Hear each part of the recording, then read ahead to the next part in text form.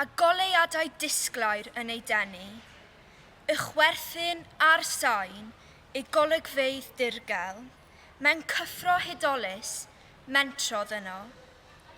A lawon carwsel yn ei swyno'n agos, yr olwyn fawr fri yn yr awyr cyfnos, sibrydion o wefr yn chwalu unrhyw ofyn.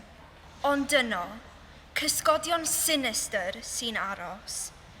Wedi dal mewn byd o hyfrydwch bythol, y ferch wedi swyno yn gaeth yn y nos. Trodd yr eiliadau llawen yn gadwyni wrth i swy'n y ffair dynhau ei gafael. Sownd y magol hudolus y ffair am byth. Adleisiodd sgrech dawel yn yr awyr ganol nos. Ei chwerthin nawr yn gan ar swydus. Ysbryd y ffair ar goll, ond yn rhydd.